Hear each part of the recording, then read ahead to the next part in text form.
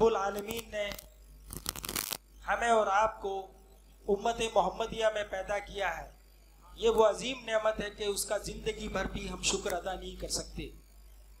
आइए हम और आप सबसे पहले अपने नबी पाक सल्लल्लाहु अलैहि वसल्लम की बारगाह में दुरूद व सलाम का नजराना पेश करें। अल्लाहुम्मा सल्लि अला सय्यिदिना मुहम्मद बारिक सल्लल्लाहु अलैहि जाल हक़ व ज़हक़ल बातिल इन्नल बातिला कान ज़हूक़ा। हक आया और बातिल मिट गया, बेशक बातिल को मिटना ही था। अल्लाह के रसूल सल्लल्लाहु अलैहि वसल्लम के तशरीफ लाने से पहले दुनिया कितनी दौरे जहालत में थी। उस दौर में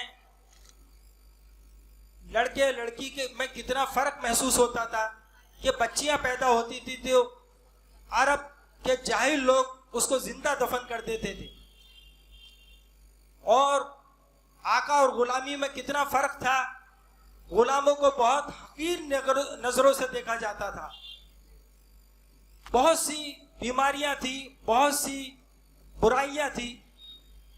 अल्लाह के रसूल सल्लल्लाहु अलैहि वसल्लम 20 अप्रैल 571 में इस दुनिया में तशरीफ लाए, जो चांद के हिसाब से 12 रबीउल अव्वल शरीफ है। आप ने ऐलान नबूवत के बाद जिन मसाइल और परेशानियों का सामना किया, रोए ज़मीन पे कायनात में किसी ने भी इतनी परेशानियों का सामना नहीं किया होगा। आपने हिजरत की। हिजरत के बाद सबसे पहले कुफार मक्का ने 625 ईस्वी में मदीने शरीफ पर हमला किया। ये गौर करने की बात है, 625 ईस्वी में मदीने शरीफ पर कुफार मक्का ने हमला किया, मुशरिकीन ने हमला किया, उन्हें शिकस्त फाश हुई। इसी तरह से दौर चलता रहा, जंगे ओहद हुई और मुख्तलिफ जंगें होती रही। एक दौर वो आया कि आप सल्लल्लाहु अलैहि वसल्लम ने हजारों सहाबा की मौजूदगी में ये ऐलान फरमाया कि अब हम मक्का फतह करेंगे। आपने जब मक्का फतह किया तो कितना खुश नसीब मंजर होगा। आपने फरमाया मैं सबको माफ करता हूँ, जो काबे में पनाह लेगा मैं उसको माफ करता हूँ, जो अबू सुफियान के घर में पनाह लेगा मैं उसको माफ करता हूँ, जो तलवार नहीं उठाएगा मैं उसको माफ करता हूँ। अल्लाह के रसूल सल्लल्लाहु अलैहि वसल्लम ने जब मक्का फतह किया, जब नमाज का वक्त करीब आया, अजान का वक्त करीब आया, तो आप सल्लल्लाहु अलैहि वसल्लम के सहाबी ये सोच रहे थे कि अल्लाह के रसूल सल्लल्लाहु अलैहि वसल्लम किसके लिए हुक्म सादिर करते हैं कि आज काबे की छत पर चढ़कर अजान दी जाए।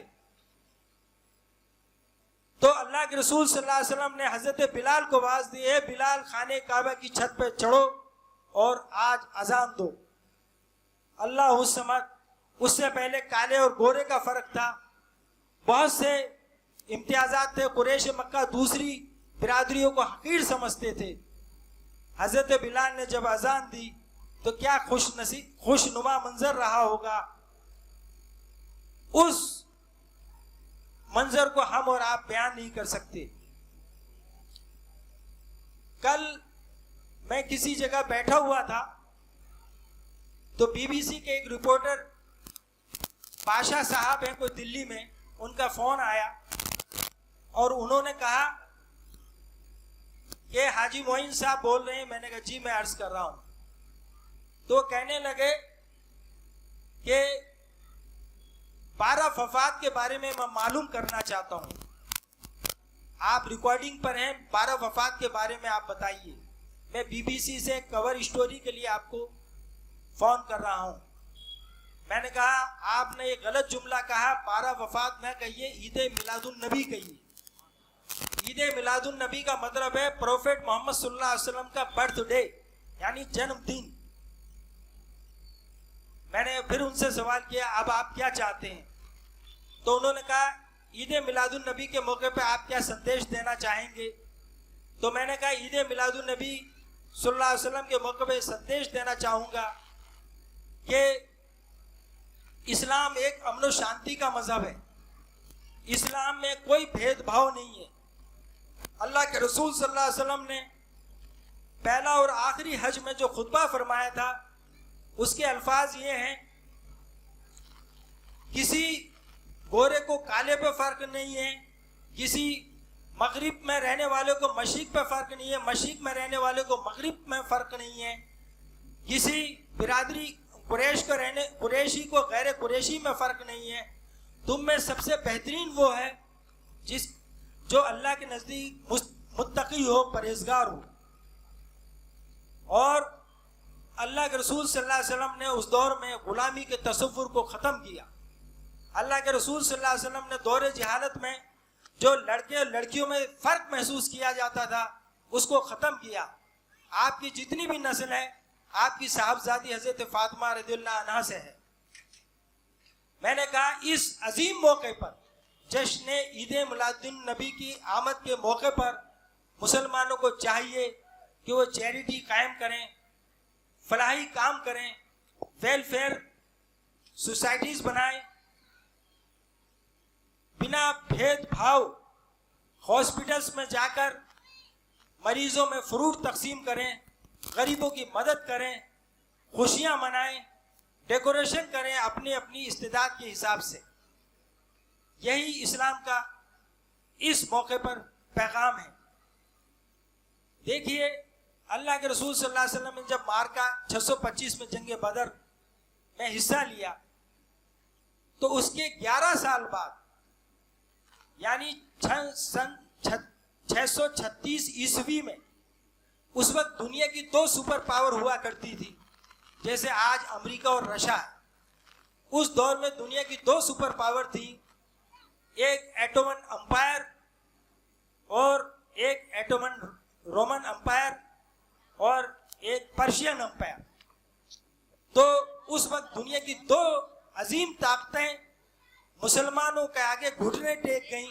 636 ईस्वी में रोमन एम्पायर घुटने टेक गई, 638 ईस्वी में पर्शियन एम्पायर घुटने टेक गई, और पूरी दुनिया में इस तेजी से इस्लाम फैला कि दुनिया के तकरीबन 30 से 35% हिस्से पर खिलाफत राशिदा के दौर में इस्लामी अफवाज का कब्जा हो गया। जो अरब इंतहाई कसम पुरसी के दौर में रहते थे, गुर्बत के दौर में रहते थे, माली एतबार से कमज़ोर थे, तालीम एतबार से पसमानदा थे, वही आने वाले वक्त में इतनी अजीम कौम साबित हुई। और अल्लाह के रसूल सल्लल्लाहु अलैहि वसल्लम ने एक निज़ाम कायम किया कि मालदारों पर ज़कात का टैक्स लगाया और एक बैतुल माल का निज़ाम पेश किया। मालदारों से टैक्स लेकर गरीबों की परवरिश की। तो एक दौर वो आया कि हज़रत उमर बिन अब्दुल अजीज रज़ियल्लाहु अन्हु के दौर में कोई ज़कात लेने वाला नहीं था। उस दौर में कोई ज़कात लेने वाला नहीं था। एक दौर वो आया, ये इनकलाब कितना ज़बरदस्त इनकलाब कि जो अरब इंतहाई पसमानदगी की ज़िंदगी इख्तियार कर रहे थे, वो चंद ही साल बाद उनके यहाँ इतना इनकलाब आया कि बिल्कुल गुर्बत से जो है वो मिडिल क्लास में आ गए और अल्हम्दुलिल्लाह पूरी दुनिया में इस्लाम का डंका बजने लगा। सहाबे किराम की कुर्बानियों को हम नज़रअंदाज नहीं कर सकते। हर सहाबी हमारे लिए बाइसे ताज़ीम है। देखिए हमारी नमाजें, हमारा रोज़ा, हमारे हज, हमारे ज़कात, जो कुछ भी है वो कुछ भी नहीं है। एक सहाबी ने किसी ने आगे एक खजूर भी दी है तो हमारे करोड़ों अरबों रुपए की जायदाद अगर इस्लाम के लिए खर्च कर दी जाए तो वो खजूर का मुकाबला नहीं कर सकती।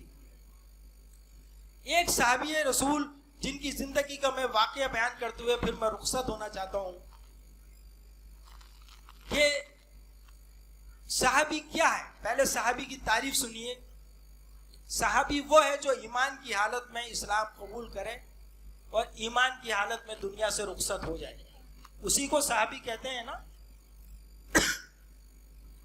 एक यहूदी आलिम का एक बच्चा था, वो बकरियों का रेवड़ चढ़ाता था।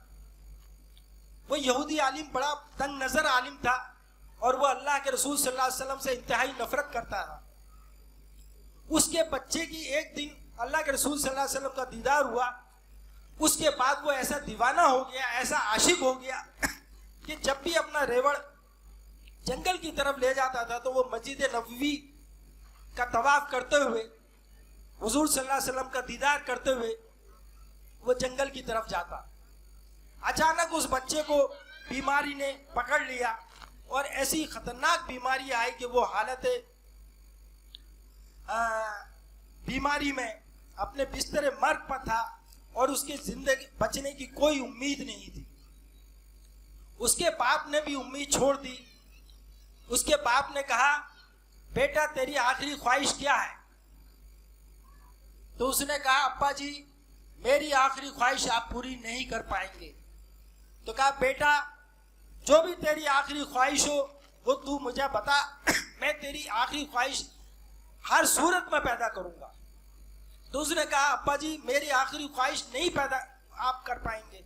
तो उसने कहा कि मैं तुझसे वादा करता हूं कि मैं तेरी आखिरी ख्वाहिश पूरी करूं। तो उसने कहा, हजरत मोहम्मद सल्लल्लाहु अलैहि वसल्लम का मैं दीदार करना चाहता हूं दुनिया से जाने से पहले। तो उस यहूदी आलिम ने कहा, वो तो हमारे दुश्मन हैं। तो उसने कहा, मैं पहले ही कहता था कि आप मेरी आखिरी ख्वाहिश नहीं पूरी कर पाएंगे।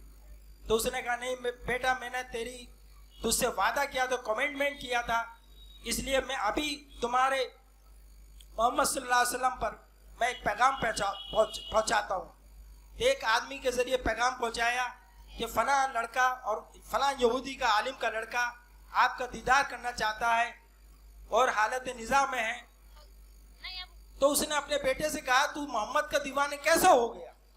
तो उसने कहा, मैं दीवाना हो गया मैं दुनिया से जाने से पहले उनका आखिरी दीदार करना चाहता हूँ।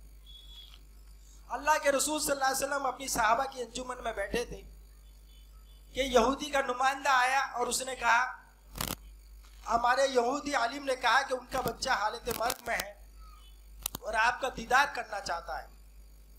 तो आप चंद सहाबियों के साथ फौरन उठे और उसी वक्त उसके घर की तरफ रवाना हो गए। जब उसके घर में पहुंचे तो उस यहूदी आलिम के बच्चे ने उठना चाहा, बिस्तर मर्ग से उठना चाहा और उसकी आंखों में खुशी के आंसू आ गए। तो आपने इशारा किया, बेटे लेटे रहो, क्योंकि वो निज़ा का वक्त था। तो उस यहूदी लड़के ने ये कहा, या रसूलुल्लाह सल्लल्लाहु अलैहि वसल्लम, दुनिया से जाने से पहले मैं कलमे शहादत पढ़ता हूँ। उसने कलमे शहादत पढ़ा और उसकी रूह परवास कर गई। अब मैं आप लोगों से पूछना चाहता हूँ, तमाम लोग यहाँ बैठे हैं, उलमाए किराम बैठे हैं, हमारे अवाम अहले सुन्नत बैठे हैं, क्या उन्होंने एक वक्त की नमाज पढ़ी, एक वक्त का रोजा रखा, कोई ज़कात दी, कोई ऐसा नेक काम किया उसके अलावा कि कलमे शहादत पढ़ा और उनकी रूह परवास कर गई? वो सहाबी रसूल हो गए। सहाबी रसूल का मर्तबा जानते हैं आप कितना बुलंद है? गौस और कुतुब वो पीछे हैं। उन्होंने अल्लाह के रसूल सल्लल्लाहु अलैहि वसल्लम का दीदार किया और ईमान की हालत में दुनिया से तशरीफ ले गए। अल्लाह के रसूल सल्लल्लाहु अलैहि वसल्लम ने उस यहूदी आलिम से कहा कि इसका तजीज़ो तकफीन हम अपने हिसाब से करेंगे, क्योंकि इनका ईमान पर खात्मा हुआ है, तो हम अपने हिसाब से करेंगे। तो अल्लाह के रसूल सल्लल्लाहु अलैहि वसल्लम साहबियों के साथ उनको लेकर गए और उनका गुस्ल दिया, कफन पहनाया और जनाजा लेकर चले कब्रिस्तान की तरफ। तो अल्लाह के रसूल सल्लल्लाहु अलैहि वसल्लम पंजों के बल चल रहे थे। तो एक साहबी ने अर्ज किया, या रसूलल्लाह, हमारे माँ बाप आप पर कुर्बान, आप पंजों के बल चल रहे हैं, चंद साहबी हैं जनाजे में, यहाँ तो ज्यादा भीड़ नहीं है, आप पंजों के बल क्यों चल रहे हैं? तो अल्लाह के रसूल सल्लल्लाहु अलैहि वसल्लम ने फरमाया, जो मैं देख रहा हूँ वो तुम नहीं देख रहे, पूरी आसमानी मखलूक नीचे आ गई। अल्लाहु समद।